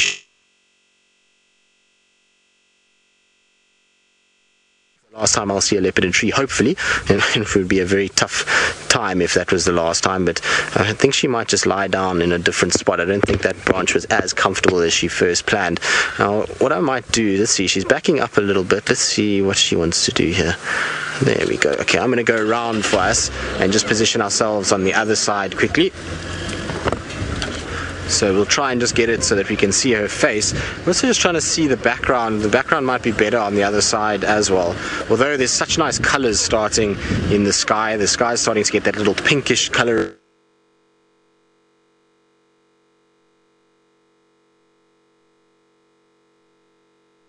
Work with. Look at the size of that marula tree as well. It's one of the real big marula trees that we get out here. Excuse the little aerial bounding around. There we go. How's that, Ferg? There we go. That is spectacular. Very cool to see. Like I said, it is a very white background because of the light and the color that we've got at the moment, but it is still absolutely spectacular in terms of what it looks like. And like I say, you couldn't ask for a better sighting of a leopard.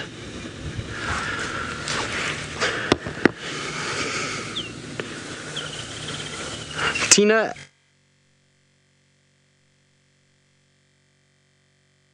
few. In fact, I would say probably less than 1% of these animals are left alive when brought up into a tree. And the reason why is because a squirming animal up there means it either is going to fall out and is going to kind of fall to the ground and could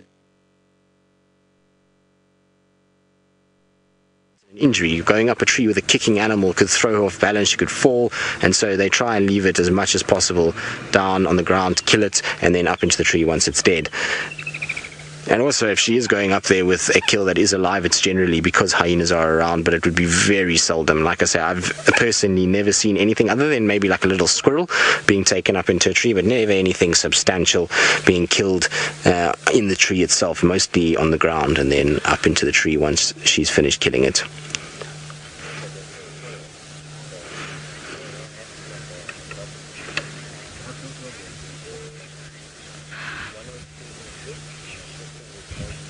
So, Debbie, asking, with all these carcasses hoisted up trees by leopards, I think this is what you got. Sorry, it broke up a little bit, but you're wondering why we don't see more carcasses dangling from all the trees and bones and bits. A leopard's not going to leave a carcass just dangling in a tree. It's going to eat every little morsel that it can get in order to make sure that it's kind of getting as much nutrients as possible. And so they don't leave anything.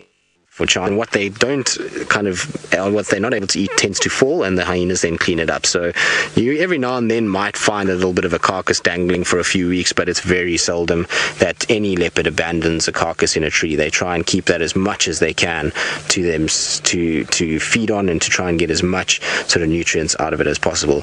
Now she's trying to rest, but she hasn't found herself the very best tree. It's a little bit kind of a skew branch, and so she's really struggling at the moment to try and find a comfy spot. You can see see she keeps moving her legs. Also, the way that she's panting is so heavy that it keeps kind of shifting her weight a little bit. So she's sliding and slipping because she's kind of wedged her bum across. That's why she keeps moving her back legs.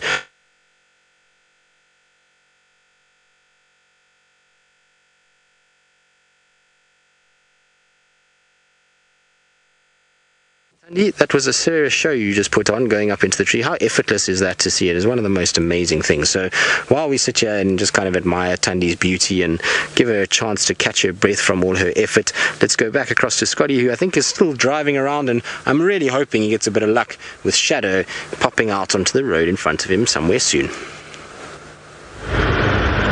Thanks, Trist. Yes, I am still driving around, having a good time chatting with Senzo, and looking forward to our Christmas party this evening. Christmas has come early for our crew. We've got the morning off tomorrow, so we are going to get a little bit jolly this evening. And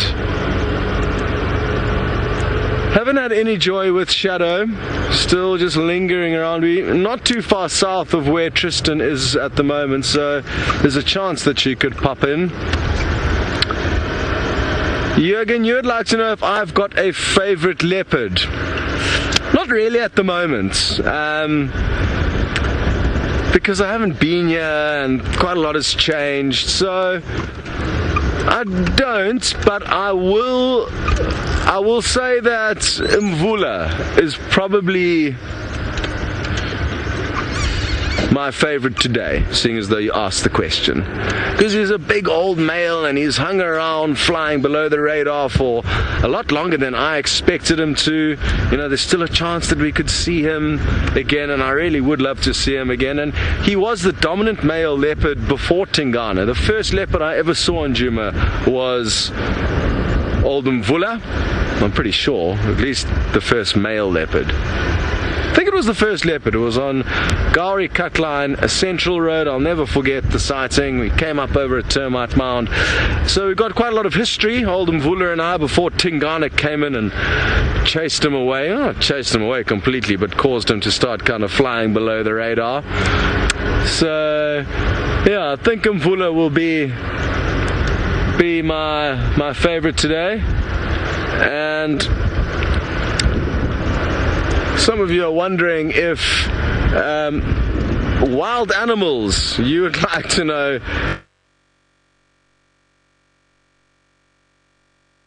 Yes, he certainly has, because he was dominant over her territory.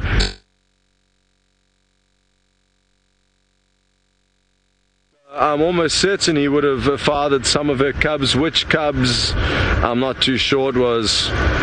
Actually, maybe he would have fathered Kunyuma in quarantine, who were also two leopards that I spent a lot of time with when I arrived here. That would make sense, because that was before Tingana became dominant in this area, I think. So, yeah, strong likelihood. He fathered quite a few of Karula's cubs, and many others, I'm sure. Tricky thing with leopards is a lot of the time it's actually just guesswork as to who the father actually is, because the females tend to jump and jive and get in the sack with a couple of males to try and increase the cub's likelihood of not being killed by any of the males that don't think they're the father. On a different topic, I forgot to place my Christmas wish for sightings. Tristan, what did Tristan ask for? Taylor asked for an elephant with a hat on its head. Tristan asked for, can't remember. And I am asking for a bird of prey to make a kill for us. Either a martial eagle catching a small antelope, or a snake eagle catching a snake of any description, but preferably a venomous one. So those are my wishes. Not ideal to ask for a kill on Christmas, but it's something that we see very rarely, and I guess we're asking for special sightings, safari oriented. So that is my request, Santa. I hope you were listening, and that your reindeer weren't making too much noise when I asked for that kind request. Very good.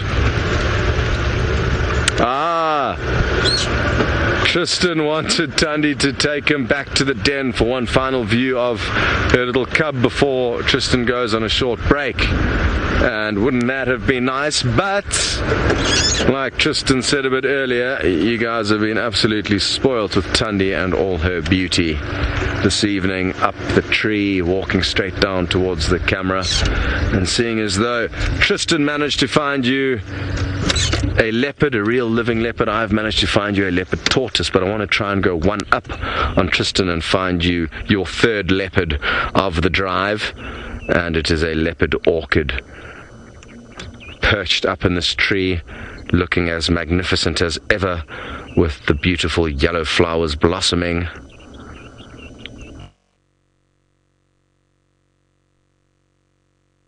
Who would have thought? One a reptile, one a plant, and the other a mammal. All of which are beautiful in their own right. There's a spot just up on one of these leopard orchids.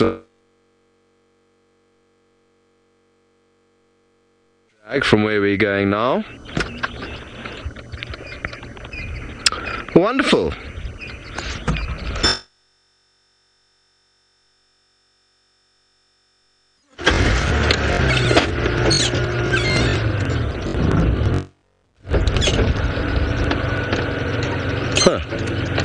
Just seen a kind of a nest here, I think. Let me have a quick look.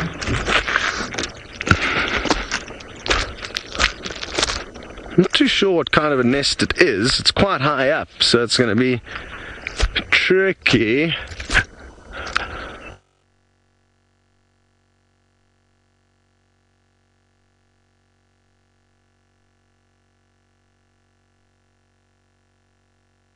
Exactly from here, maybe a long-tailed shrike. I've seen them nesting in a similar setup to that before. I'm still hoping to find you guys a blue waxbill nest. They've got one of my favorite nests out here, mainly because they've got their own security in the form of wasps, and that's where they specifically build their nests, for that very reason. Tim, I'm very glad that my Christmas request has intrigued you as to the fact that some of the birds of prey here can actually catch a small antelope. And yes, it's one bird of prey in specific called the martial eagle. It is a monster of a bird with a wingspan of up to 2.5 meters. Go figure. That is ginormous. And they can catch baby impala, baby gerenuk. Gerenuk's an impala-like animal. Antelope can they catch? They can catch monitor lizards, monkeys.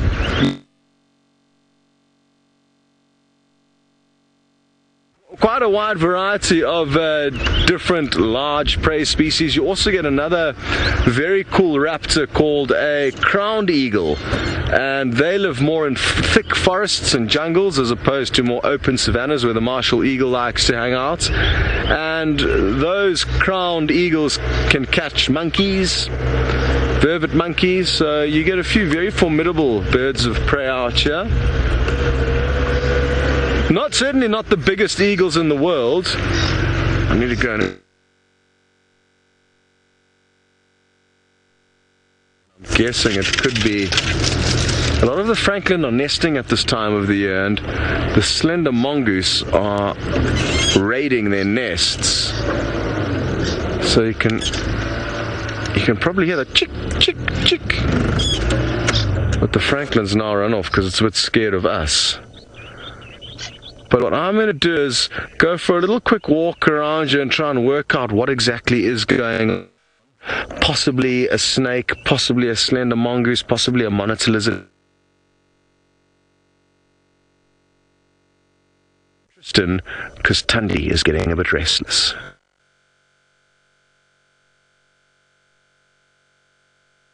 find a branch to relax on and rest on, and so she's kind of trying to figure it out and find the best place to lie down. She's kind of been up and down, and so I think she's just trying to work out where's going to be best to sleep. I don't think she really wants to feed at this stage, but if she turns around now and kind of puts her bum up against there, it should be absolutely perfect for her to kind of lounge on that marula itself. But we'll see where she's going to go. Now, earlier in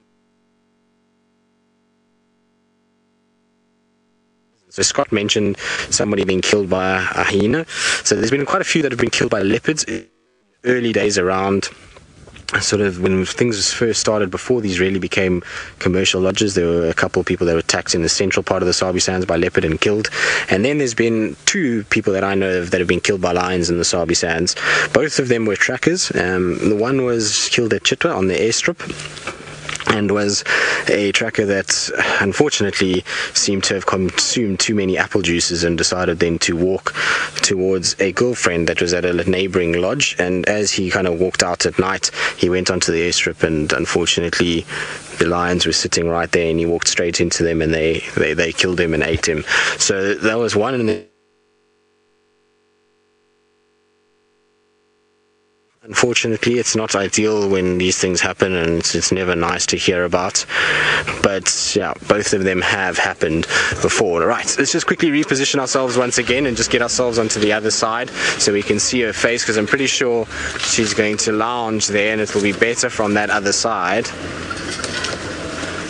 It's going to make us work for this, Tandi. She's not going to just sit in one place. She's decided that she's a little bit on the sort of restless side of life, and so we might as well just come around and see if we can move through into this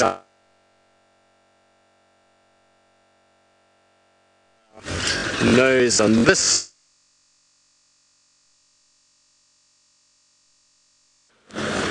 Let's see, maybe somewhere right there. That's the cleanest picture we're going to get. Hopefully she gets her head onto the other side. At the moment her head is kind of facing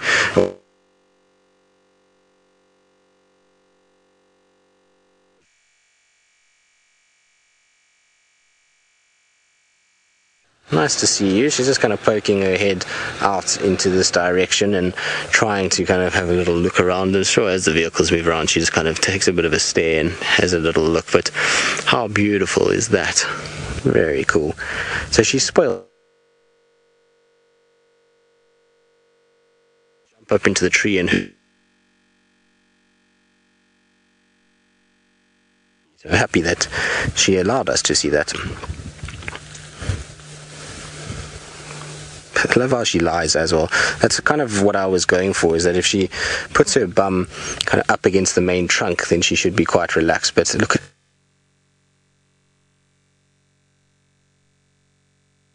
as to just how large that tree is. I mean, you see when we go out like that, there's the tail sticking out. It's a seriously impressive marula tree, and one that you would want to see a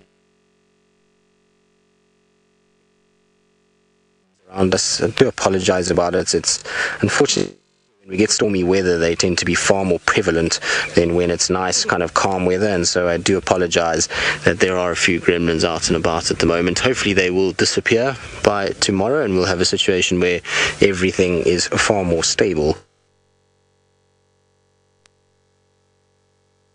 Things, cloud cover, humidity, they all affect the way signal is broadcast, so it does happen from time to time, unfortunately. But that is one content cat. Look at those little eyes closed, kind of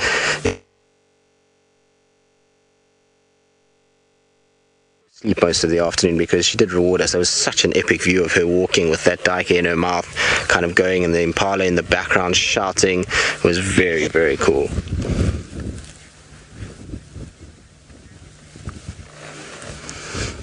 Paula, you're wondering if leopards fall, do they always land on their feet like house cats? Well, the leopards that I have seen fall out of a tree, yes, although it depends on what's going on. I have seen a video of 2 male leopards fighting, and the one fell out while they were fighting, and he landed actually squarely on his tail.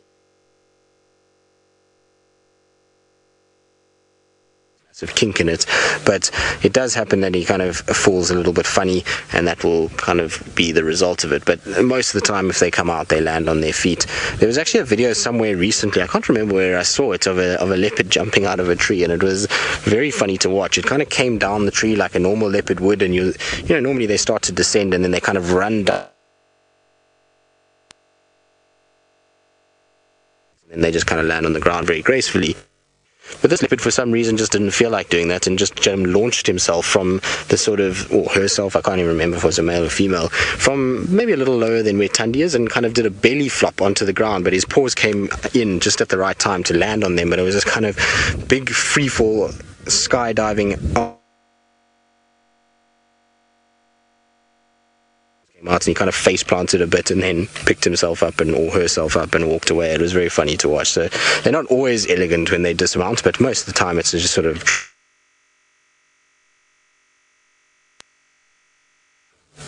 Thandi, your face is not in the best place, and it's a difficult angle with these branches. Weeping wattle, and so you can't actually really get round into that area. There's just this big bush in the way, so it's a bit difficult. It's kind of the best angle that we've got for now.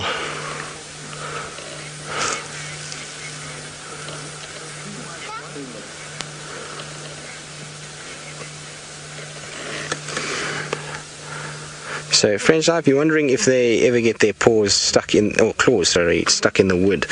So not that I've ever seen. And so I've never had a situation where I've seen a claw getting stuck and them kind of hanging from that claw. But I would imagine if it does bite in a little bit, there might be a bit of breakage that happens. There's definitely claws the tips will get broken from time to time. And I have seen, you know, when kind of going up in a rush, sometimes and they lose that claw and it will then grow back. It's like breaking your nail effectively. So they can lose claws like that, but they definitely, it's not common to see a leopard's claw digging into the bark. At the end of the day, they're not trying to dig them in so deep that they, you know, can't get them out again. It's just to provide a bit of grip. So it's like a little running spike. It just goes in a little bit, provides some traction, and then the power of the muscles pull them up. It's not that they're using the claws to try and kind of go in and then sort of scrape their way to the top of the tree. It's more just to give them a bit of traction to be able to go up very quickly. And you can see the process is very quick. It's not a sort of a short little, you know, I mean, it's not a long drawn out climb. It's a very quick jump up as quick as possible and then be as agile as possible up, and rely a lot on the power of the muscles as opposed to the claws themselves. Ferg, I'm going to go back a bit for you. As much as this is a very pretty view from where we are, I want to just try and see if there's maybe a shot of her face that we can get, and maybe we get a better sort of view as we go back. But while I try and reposition and try and figure out if I can get a better shot, let's go back across to Scotty D and see if he's managed to find anything where those francolins were making some noise. I didn't manage to find anything where those francolins were tweeting about, so I'm not sure what it could have been. But what we have found is a beautiful scene of our resident herd of wildebeest, of which the female on the far left still seems to be pregnant, so maybe, just maybe, we'll be able to film one more birth. You can see there's also, there's that nice big belly. Hello, when are you going to give birth? I think you're the only individual who hasn't done it yet. Which is great. I like it that you're different to the rest. Now, speaking of youngsters, there is also a youngster out over there. Not sure if it's Footloose or Sputnik, which are the two young wildebeest that we named, seeing as though we were here as they were delivered onto the planet's surface. And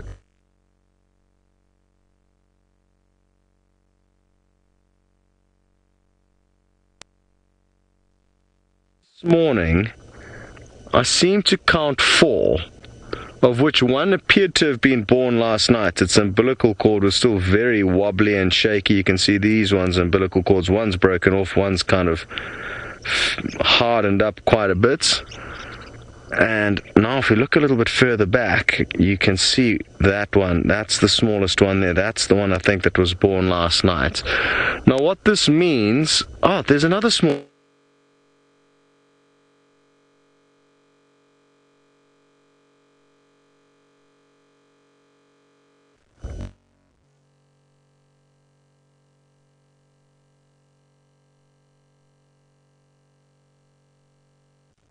And this one you can see it's still a little bit shaky on its legs.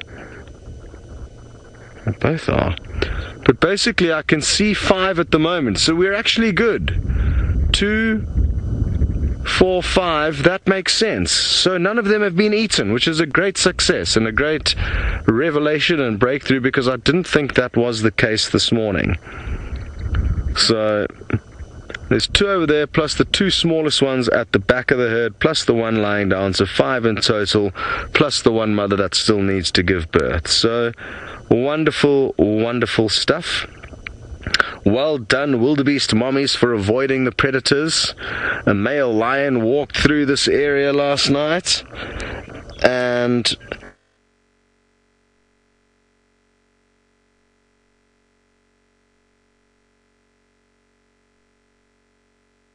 clear up. The second live birth was live.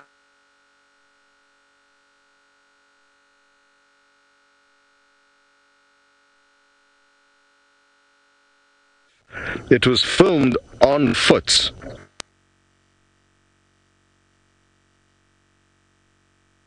Holding a sneeze. So yeah, we were on bushwalk when we happened upon stick that we kind of made work as a monopod to hold the shot steady. And interestingly, that female pauler that gave birth, she did so lying down, and that's why I decided to name it Sputnik, because it came flying out like a spaceship.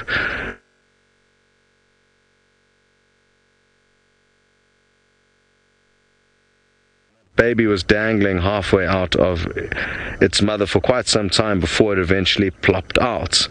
Now let's look further ahead of the herd, because it's quite interesting. The bull of the herd has moved ahead of these, and his children are safe. So that's him up there.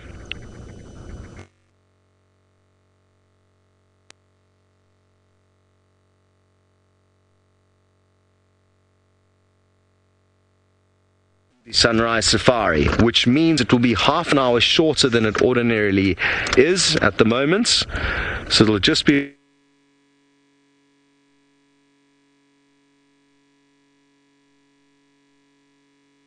if it's easier for you to just remember that we're going to be starting half an hour later than we have been for the last few weeks.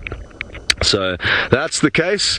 For tomorrow morning, we've got the morning off here so that we can have a jolly festive occasion tonight. We are celebrating our Christmas today, so that while you guys are celebrating your Christmas on, and I'm sure Ralph and Taylor are going to take you on a wonderful safari up in the Mara.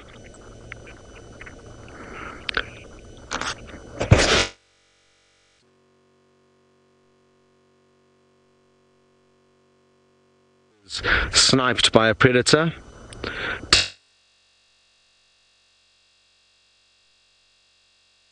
You only get them up in East Africa, in Kenya. That's the only place I've seen them. They're bizarre antelope. For any of you who don't know what a gerenuk is, it's basically an impala with a ridiculously thin neck and tiny little head, and they can stand on their back legs, and they just use their kind of front legs to perch on trees while they browse vertically. So in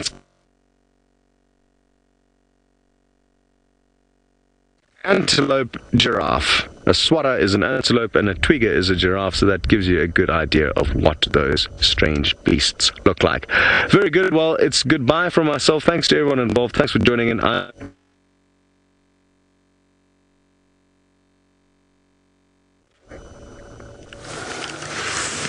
Well, not really many better ways to finish off a safari than with a beautiful spotted cat in the bowels of a massive marula overlooking quarantine clearings. It really doesn't get too much better than that. So I'm thoroughly happy with my afternoon, and it really has been a good afternoon indeed. Like I say, it took a bit of patience in the beginning because she was a little sleepy and kind of resting, but definitely has provided an incredible sighting as the afternoon has gone on, and now she's found herself a really comfortable place. She's kind of gotten a lot more sort of at home as to where she wants to sit, and so everything is sort of settled down, which is really good news for her.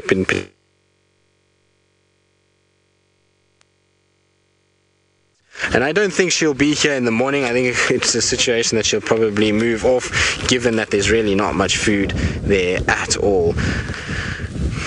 She seems as though she's gotten kind of as full as she wants to be for now, and then she'll feed off that tonight, and that will be done fairly quickly, and hopefully Shadow doesn't come in again, because as much as it's nice to see the two sisters interacting, you never really want them to, in case something goes a little bit wrong and they end up hurting each other.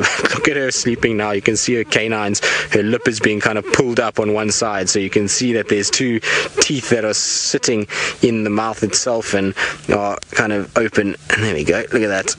Shame, girl, are you very sleepy? And just now we're going to start seeing her drooling, but you can see her face is kind of slipping as she pants, so it slips further and further, and you'll find that it'll probably wake her up. She'll kind of nod herself, and then her eyes will open at some point again as she kind of wakes up.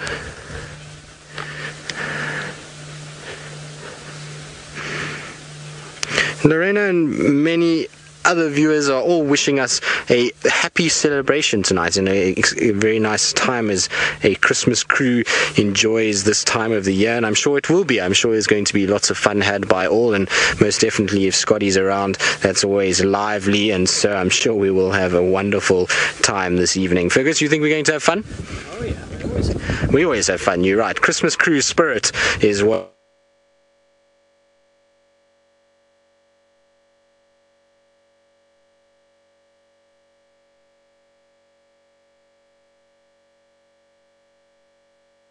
a good time, whatever you may be. If you are traveling, but it will be great to catch up with all of you when we get back in the new year, back on the has a wonderful time. So from